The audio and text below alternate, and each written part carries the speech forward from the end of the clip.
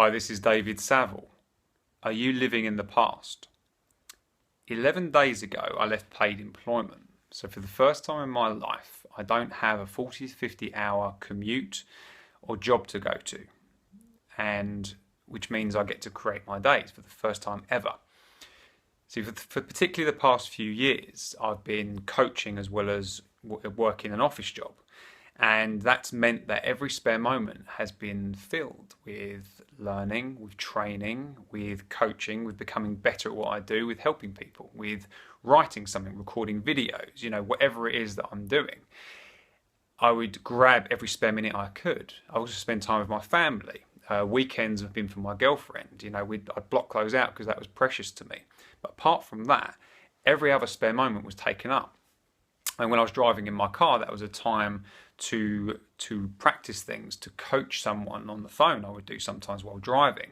It's a time to create and get ideas flowing about what I'm going to do next. Every minute of every day was filled. And even though while I was doing my job, it was still buzzing through my head. So my mind had to race all the time. That's how I lived for so long, particularly the past year and a half, when I cranked it up exponentially. Now, 11 days ago, I left that paid employment so I could be a coach full time.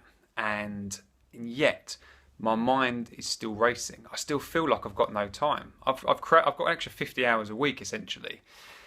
And yet, I still feel like it's not enough. I've got nowhere near enough time to do everything I want to do.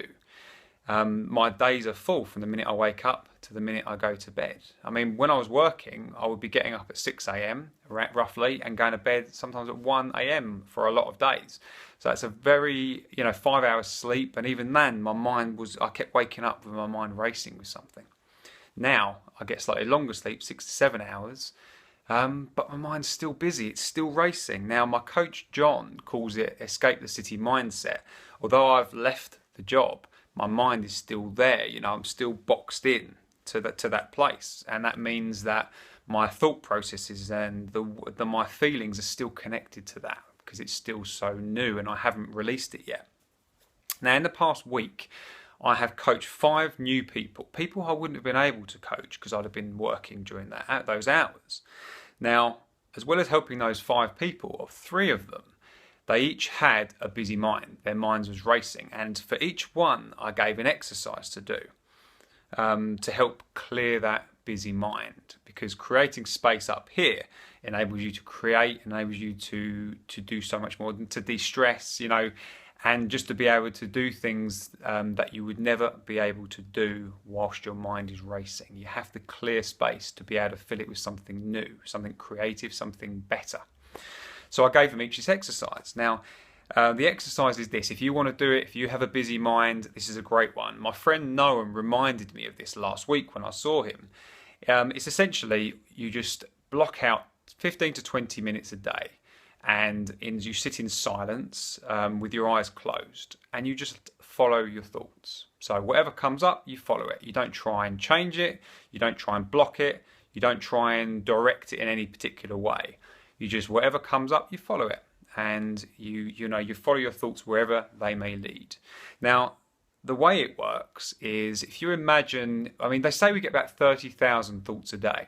Now, that's a lot of thoughts. And if you don't allow time to process all those thoughts, it becomes like a traffic jam up here. You're racing around. It's like you're stuck in traffic, bibbing your horn, trying to get ahead, but you can't because it's jammed. There's too much going on. So what this does, it allows all the traffic of your mind to start going on off the slip roads, the off ramps, to clear the motorway, to clear the freeway. So it's nice and open, and you can just flow, and you can drive, and you can be clear. You could be in the countryside, driving, and just allowing yourself to be as you should be, in flow. Now, it's interesting. After I told gave the third person this exercise, it finally clicked.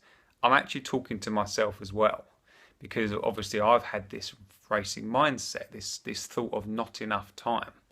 And so for me, from today, I'm putting that practice in because I know how valuable that is. I'm going to follow my thoughts and allow them to process, start to it connects the dots, and it's something that's very important to me so that I can then free myself of that city mindset and move forward with my new created life, whatever it works out to be.